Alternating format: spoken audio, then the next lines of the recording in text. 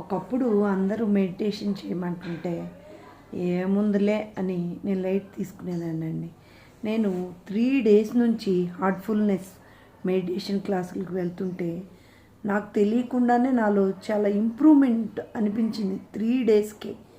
తెలుసా అండి, మనకి తెలియకుని ఒత్తిళ్ళు అంటే మన లోపల ఎన్నో ఉంటాయి. మనం ఆ మెడిటేషన్లో కూర్చున్నప్పుడు కానీ ఇవి నేను ఆలోచించటం లేదు కదా, నేను కూర్చున్నప్పుడు బాగానే ఉన్నా కదా, మెడిటేషన్లో ఉన్నప్పుడు నాకు సంబంధం లేని ఆలోచనలన్నీ ఎందుకు వస్తున్నాయి అని అక్కడ ఉన్న సార్ని అడిగితే, అదేనమ్మా, అదే మెడిటేషన్ వల్ల మనకు ఉండే యూజ్.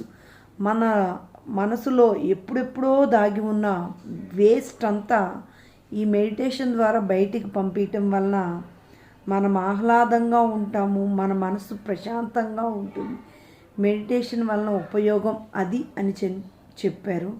మీ అందరికి కూడా నేను ఒక సజెస్ట్ చేస్తున్నానండి. ఏ మెడిటేషన్ అయినా సరే మెడిటేషన్ చేస్తే మాత్రం చాలా ఉపయోగం ఉంది.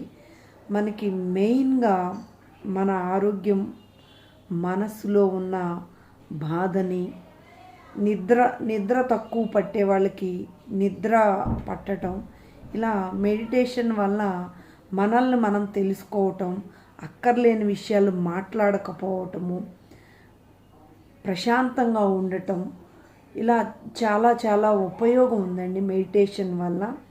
మెడిటేషను ఏ మతానికి సంబంధించినది కాదు. ఇది అన్ని మతాల వారు, అన్ని కులాల వారు చేయవచ్చు. ఇది ఒక మతానికి సంబంధించినది కాదు. మెడిటేషన్ తప్పనిసరిగా అండి, మీ ఫోన్లో హార్ట్ఫుల్నెస్ యాప్ కనుక ఉంటే దాన్ని డౌన్లోడ్ చేసుకోండి. ఎలా చేసుకోవాలి, ఏ భాషలో, అన్ని భాషల్లో కూడా యాప్ ఉందండి. వాళ్ళు డీటెయిల్గా ఆ యాప్లో మనకి దగ్గరలో కనుక సెంటర్ లేకపోతే మీ ఫోన్లోనేనండి ఆ యాప్, హార్ట్ఫుల్నెస్ యాప్ని డౌన్లోడ్ చేసుకొని మెడిటేషన్ చేసుకోండి. చేసిన తర్వాత మీకు మీరే చెప్తారు ఎంత ఇంప్రూవ్మెంట్ ఉంది అనేది.